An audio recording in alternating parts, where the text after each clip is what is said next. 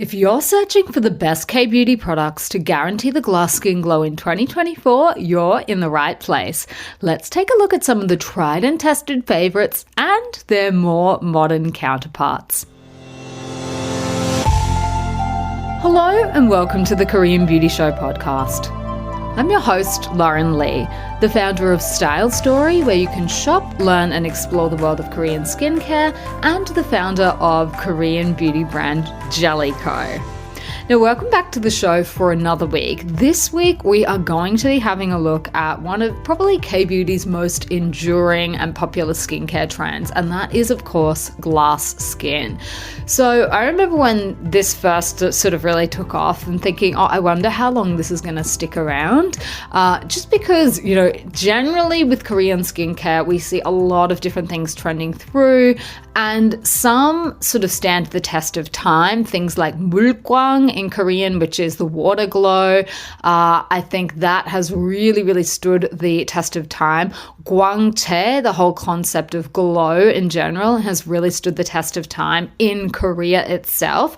And yuri people is glass skin. And I feel like it had its moment in Korea, but it really made the biggest impact overseas. And it's one of these trends that has just sort of endured since it first started. And people are fascinated by the idea of glass skin. They want to know how to get it. A lot of people, when they watch Korean TV, they are obsessed with the fact that all of these celebrities do have glass skin.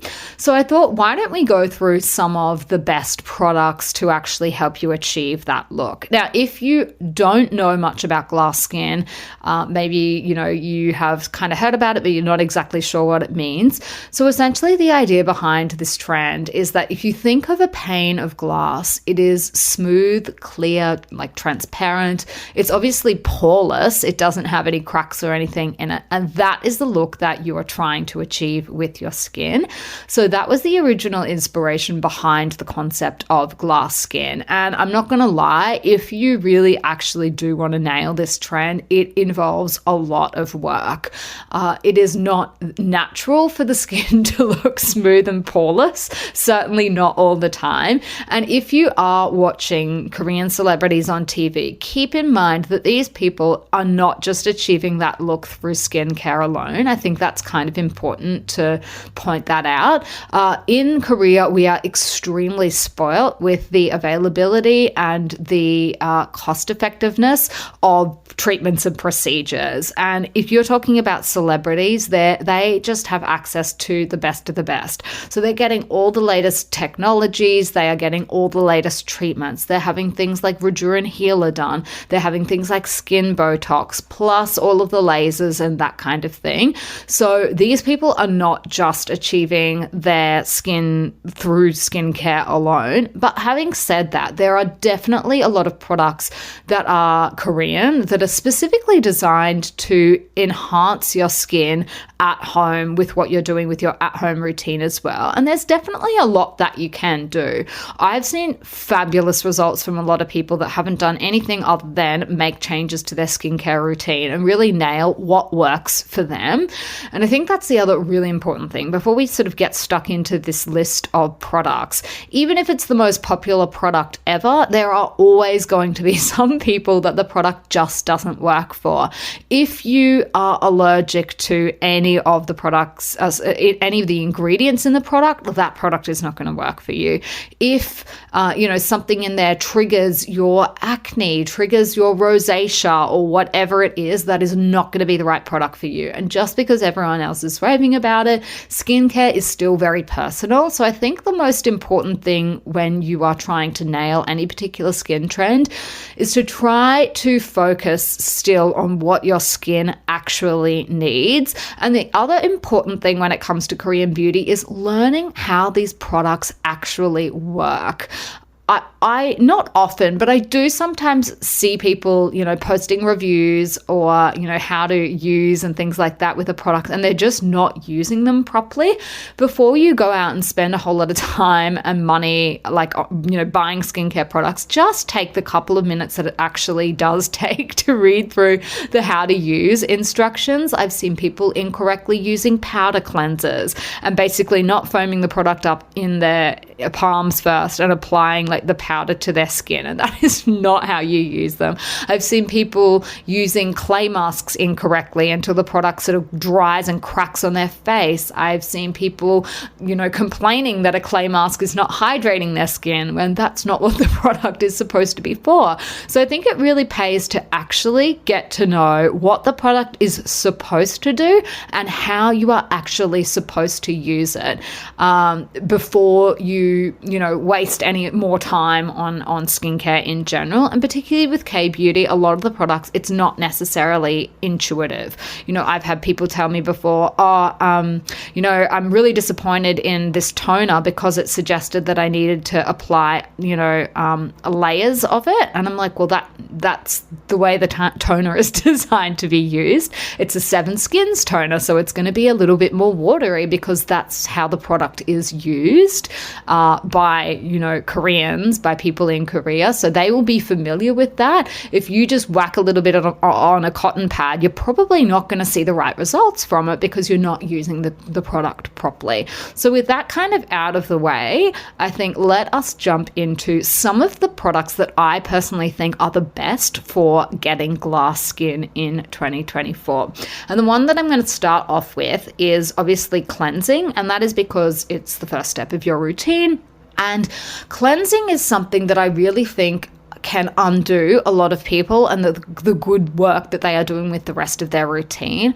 And that's because finding the right cleanser is so, so important for your skin type. Your skin should not be overly dry after you have cleansed. It shouldn't be red. It shouldn't be feeling itchy. It shouldn't be feeling squeaky clean. Clean, yes, but not that tight, dry feeling that you can often get.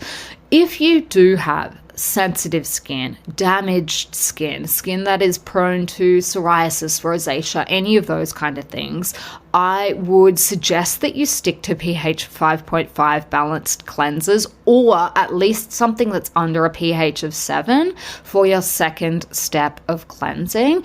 And I'll have a link to some resources in the show notes for why it is so important to mind the pH of your foaming face cleansers, particularly when you do have skin damage. A lot of people find that just nailing that step alone transforms their skin, transforms their skincare routine. And it's the same thing when it comes to your first cleanser. Know what kind of formula your skin really works well with. For some people, that's a cleansing milk. For some people, that's a cleansing oil in a traditional oil formula. For some people, that's a balm cleanser. And then some of it also comes down to how you personally prefer to use products. Like cleansing oils and cleansing balms, they really are interchangeable, but a lot of people will be either a cleansing oil person for life or a cleansing balm person, and never the twain shall meet. So it's about knowing what your preference is and finding the best product for that. And you'll see a lot of commentary out there about what a good cleanser should and shouldn't do, and should it have fragrance in it or not. I think ignore all of that, because at the end of the day, the only thing that matters is whether your skin responds well to a product or not. All of the kind of fear mongering that goes in and around skincare products, you'll hear people that don't know what they're talking about use terms like nasties. When you see that kind of commentary, you know that the person just really doesn't have a clue what they're talking about, and you can kind of ignore it. That doesn't mean anything. It's the same that, in the sense that clean beauty doesn't really mean anything. Clean means whatever the company trying to sell you the product means. For some people, clean beauty means that the product is full of essential oils. Another term, and essential oils have the same potential to irritate somebody as fragrance does, as any other ingredient does if you're allergic to the ingredient. That's pretty much what it comes down to. If you're allergic to an ingredient in that product, it would not matter if it's the best product on earth. It's not going to be right for your skin type.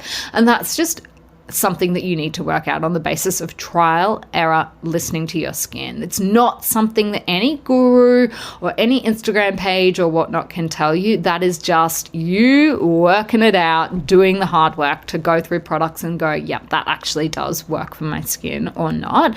It's the same for phrases, catch-alls like hypoallergenic. That also doesn't actually mean anything. Dermatologically tested is another one that, sounds great on paper, but just because a product has been tested by some dermatologist somewhere doesn't mean that it's going to be the perfect product for you or your skin. So I think that's just something to get out of the way. And the reason I bring this up in a glass skin episode is because any or all of the above will have an impact on your ability to get glass skin. If you are not using the right products for your skin, then you're just not going to get glass skin no matter how much money you spend. And sometimes it's the basics. It's the fundamentals that are really important to make sure you've got under control before you go out and start buying a million serums. And this is a bit of a trend that I'm seeing more and more, is that people are using 5 different serums, 3 different toners, all of these different products, when really, if you just pay attention to the foundations and the basics, you're not going to need all of this different stuff. So without any further ado, let us jump into some of the products that I still think are the best for achieving glass skin in 2024. And it must be said, the TikTok viral CosRx Advanced Snail 96 Mucin Power Essence, it is the one that everyone still raves about for achieving glass skin. But I honestly think there is probably a competitive product, a new essence in town that a lot of people are really going to enjoy, and that is Mixsoon's Bean Essence. So whereas snail mucin is sort of touted for its ability to repair dry patches, breakouts, and give your skin the elasticity and hydration you need for glass skin, there is one major problem for a lot of people, and that is that it's not vegan.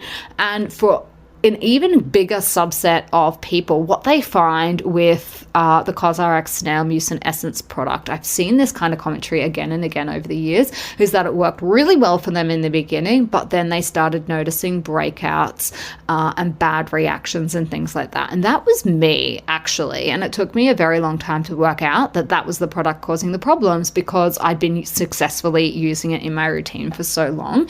And that's another thing I would say just to watch out for. Just because you've successfully used a product in the past does not mean you can never have an allergic reaction to it. And allergies, when they appear at any given point in time, it's just that's the end of the road for a lot of people with that product. But keep that in the back of your mind, that it is possible to develop an allergy to a product that has otherwise never caused you problems before. And it does happen from time to time. An allergy is the body's response. That's how it tells you that something is going on. And lots of different things can cause that inflammation, that retaliatory response. When the skin is under stress, maybe you had experienced a big stress in your body or something like that. One of my friends developed a severe allergy to a whole bunch of different things, and when we worked it out, the reason that she developed all these allergies was because she was sunburnt, and she ended up becoming allergic to everything that she had eaten and put on her face in the 24 hours sort of around being severely sunburnt. So the body works in lots of mysterious ways. So don't discount that. If you've got, maybe a whole routine full of tried and true products, and then all of a sudden your skin is just not responding the same, go back to the beginning, do your patch testing, and work out whether one of the products that's already in your routine could be the cause. So a vegan alternative to the CosRx Snail Mucin Power Essence is Mixsoon's Bean Essence, and it has that really familiar goopy texture that sinks into the skin, and it replaces snail mucin in the formula with soybean ferment extract. And this, again, can help improve the condition of uneven skin, fight off the signs of aging. It's mild, effective, and it's also really great for daily use. So I actually recently finished a bottle of this, and I thoroughly enjoyed the product. I think if you are a fan of the CosRx Snail Mucin Essence, if you're a fan of the Hada Labo Premium Lotion, and that's another product that I can't use for some reason, it breaks me out. If you are a fan of either of those and the texture of those products, I think you will love the Mixoon Bean Essence in your routine. Now, the only thing I would say is it's not the cheapest product, but I think it's a really good quality product. It is a surprising product. You would think for how goopy it is that it wouldn't sink into the skin, but honestly, it played very nicely with my skin, my other products in my routine, and I didn't find it sticky or that it had any sort of residue left over after it had sunk into the skin. So I think if you're looking to nail glass skin in 2024, that is definitely a product that is worth trying out if it is in your budget.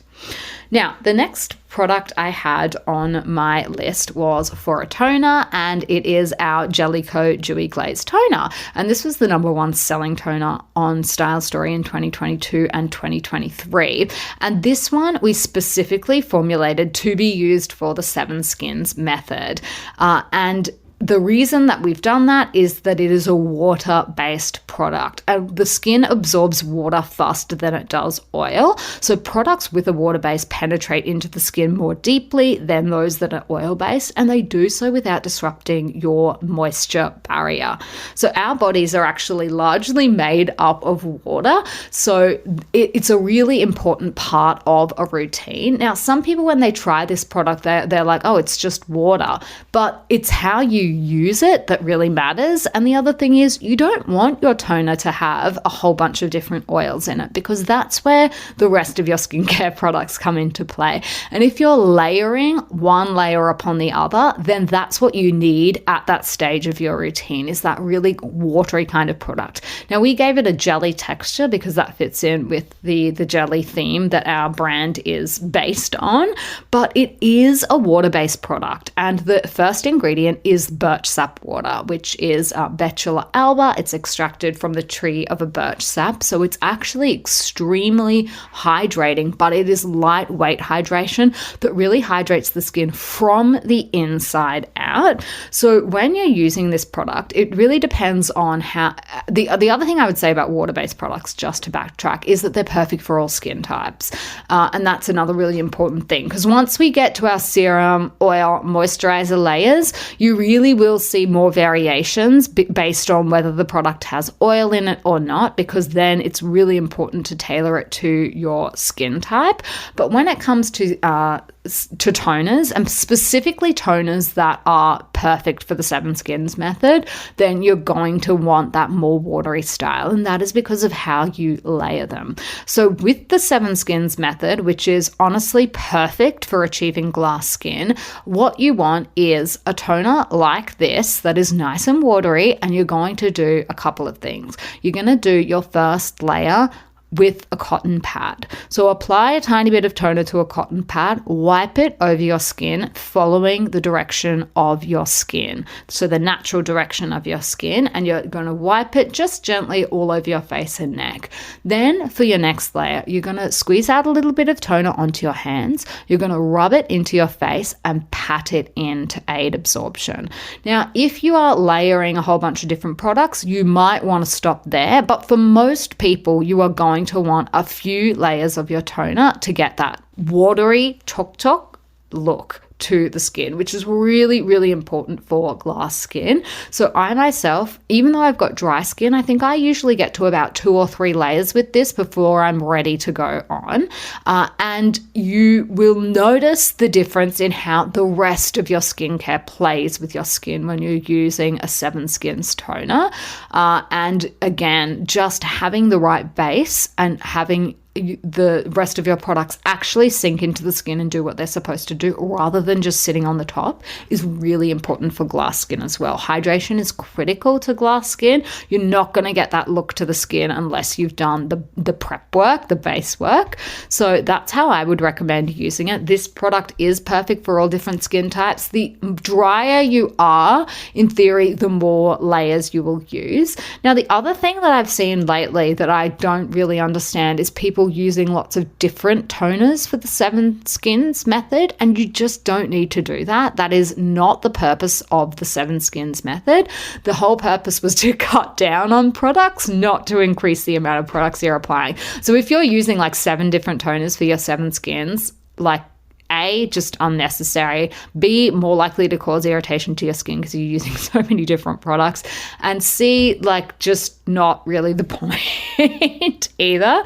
So when you're doing 7 skins, just use the same toner. There is no need to go out and buy a whole different bunch of toners. Now, if it just so happens that you have purchased a bunch of different toners and you're trying to use them up, you could try it like that. But I personally think that that is more likely to increase your risk of irritation by combining a whole bunch of different things. A lot of people actually use the 7 skins method in place of the serums and things like that afterwards. So a lot of people in Korea will just use the 7 layers of toner and then lock it in with a moisturizer and do away with those other layers. So you really don't need to overcomplicate things by introducing a whole bunch of different products. That's the only other thing I would say. I've seen that popping up a lot lately. I'm like, where is this coming from? But look, it could just be people are trying to get rid of their old products, in which case, like, I get it.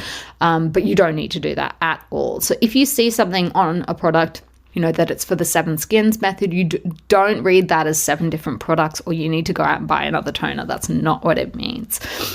All right, now the other thing that is really, really important for your glass skin is to find the right exfoliation method for you, because you do need a way to keep sebaceous filaments, which are those like little black dots on your nose that are not actually blackheads.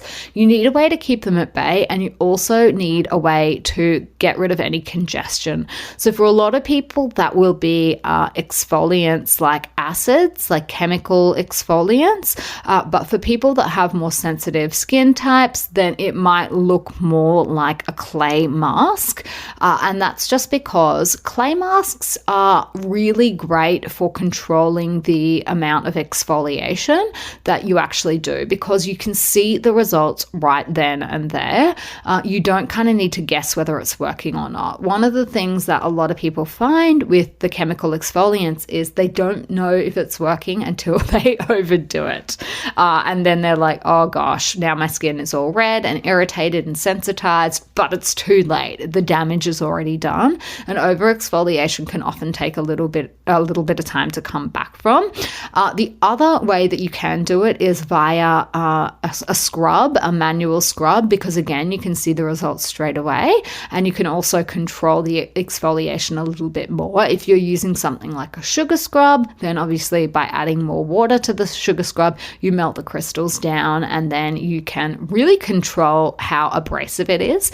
The other thing that I love about sugar scrubs and clay masks is that you can actually target and pinpoint which area you want to treat. So for example, the other night I had a pimple pop up on my nose and I didn't have any pimple patches around. So what I did is took a clay mask and actually applied that to the pimple, and I left it on overnight. And I noticed 2 things the next morning when I washed it off. And one was more surprising than the other. The first was that it had obviously taken the head out of my pimple. And the second thing was that the area that I applied the mask to my nose literally had 0 sebaceous filaments in it, and the rest of my nose still did. So it was like a landing strip where my skin was perfect, and then the rest of my nose still had sebaceous filaments on it. So it really does work. And I think that if you are just trying to spot treat or target a specific area, then clay masks can be really great for that. So for example, if you were the kind of person that had a spot of dermatitis or a patch of dryness that you know that you just need to avoid, you could just avoid that spot and apply the mask around the rest of your face. Whereas that's a little bit trickier to do with your chemical exfoliants. And you know, you can also just use them in your T-zone, or if you have an area, say you always get breakouts around your chin. I know some people do at that time of the month. They have a specific area on their face where they always break out. You could just use it there, or you could just use it along your jawline if that's a problem area for you. So just keep that in mind when you're trying to pick the perfect exfoliant. And then also you may need to experiment with how often you incorporate that into your routine. You know, for a product like a clay mask, you'd probably be looking at something like 2 to 3 times a week, whereas a lot of chemical exfoliants will tell you to use them every day or even twice a day. So There's a lot more chance for it to go wrong and for you to over exfoliate, but you need to learn what works best for your skin. Some people, it's one or the other. For some people, it's a combination of both. So that's just one thing that you need to learn.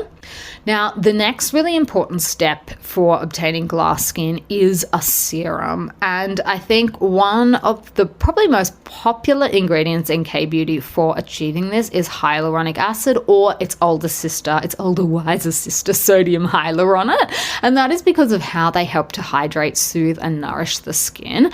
One of my personal favorites is Tosawoong's Aqua Ampoule, and that's because of two things. One is that it comes in a giant 100 ml size, which is very generous and also just great for layering. But also I think that this one is just perfect for all skin types. It has that kind of formula that's going to work with oily skin and dry skin as well. So it's very forgiving, perfect for layering, and it just sinks in really nicely.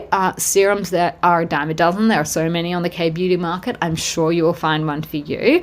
But I would say that for glass skin and achieving this kind of look, that those kind of ingredients or a combination of them at different molecular sizes is probably the go-to in K-beauty. And the reason why the molecule size of your hyaluronic acid matters is because they penetrate the skin at different layers. So in general, the bigger the molecule size, the more surface level the ability of the product to act on will be, just because the molecule can't be broken down into the deeper layers of the skin. That's just kind of at a very basic level how it works. So a lot of brands will often try and have a couple of different types of hyaluronic acid in their products to make sure that it's treating the skin at multiple different layers.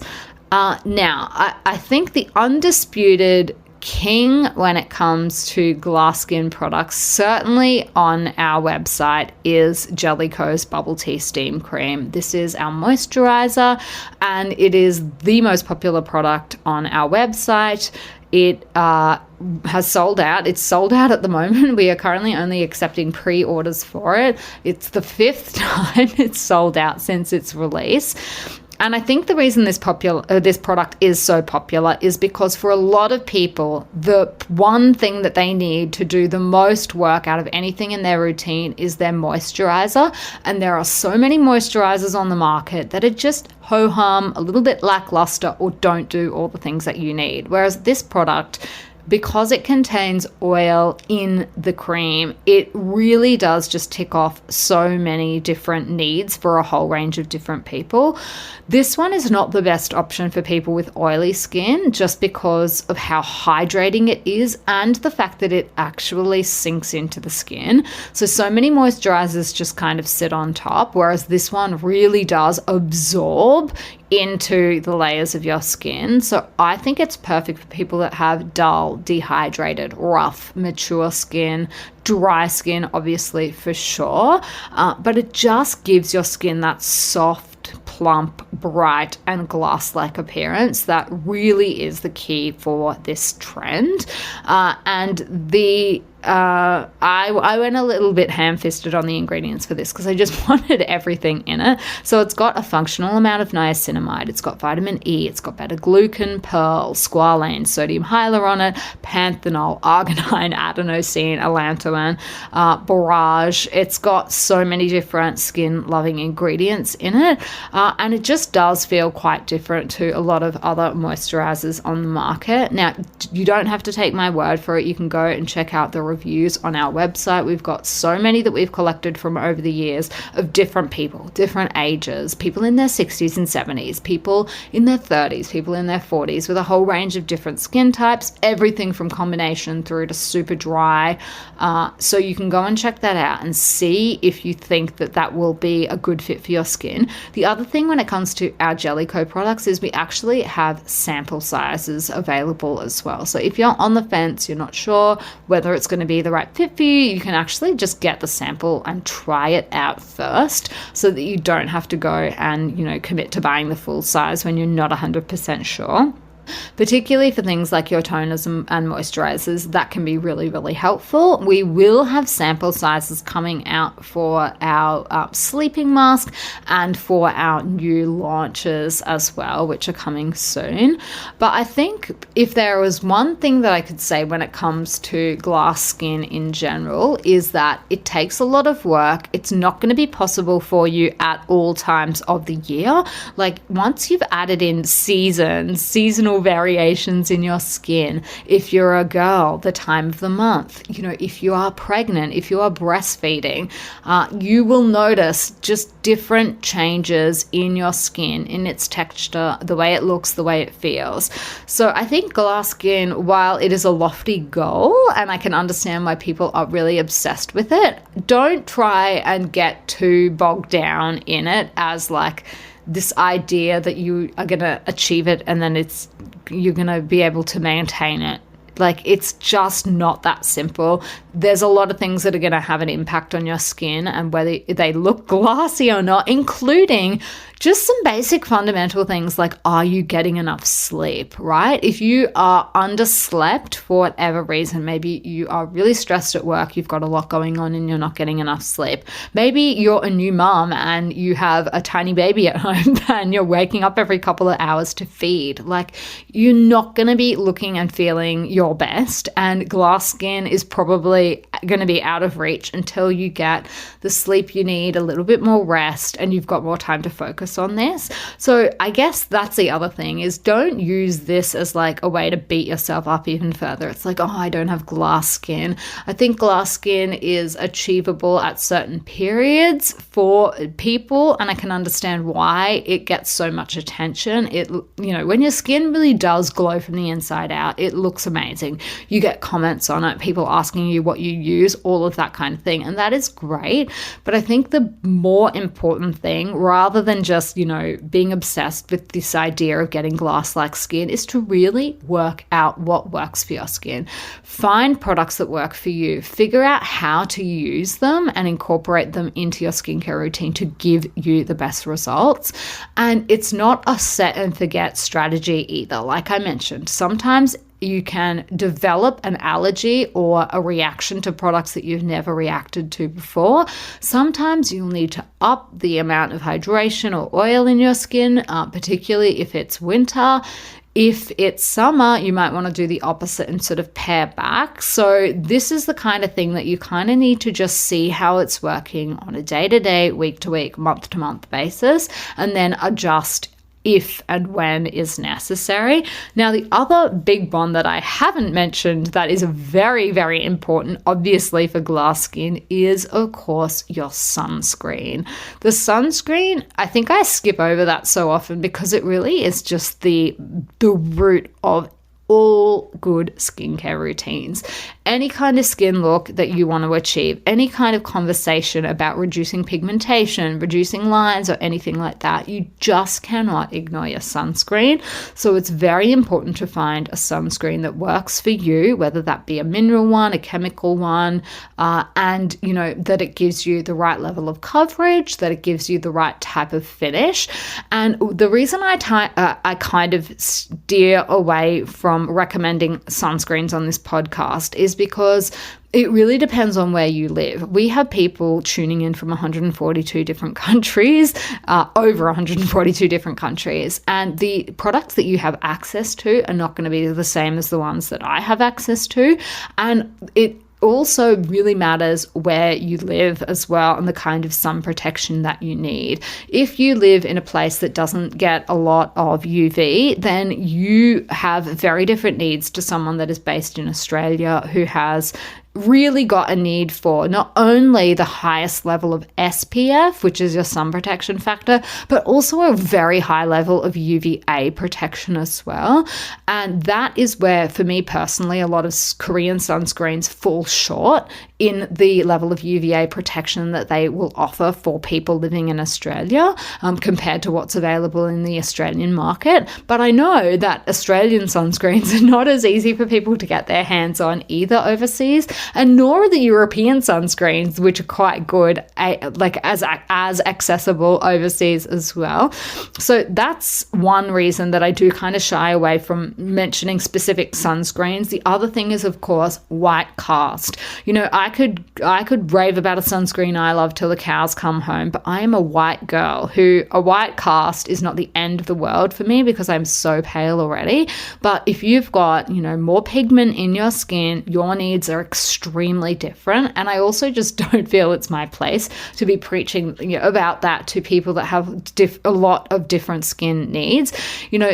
When it comes to things like cleansers, toners, serums and whatnot, I feel like that's a lot more universal, but sunscreen I think can be a lot more personal, and what, your skin color, your skin climate, all of that kind of stuff plays a really, really important role in choosing the right product. So I think that is just something that is a little bit more hard to tackle. And I'm also not 100% convinced that Korean sunscreens are necessarily the way to go for everyone in all parts of the world, particularly when it comes to things like UVA, when it comes to things like waterproofing, and all of that kind of thing. And that's one reason that I sort of don't often go into a whole lot of detail. There are a whole lot of other people on the internet that do that. If you're interested in hearing their thoughts, maybe go and do that. But for me personally, I don't feel like that's my place.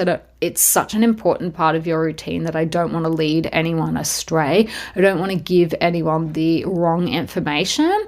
I guess for me as an Australian, sunscreen is like very, very, very holds a special place above the other skincare products.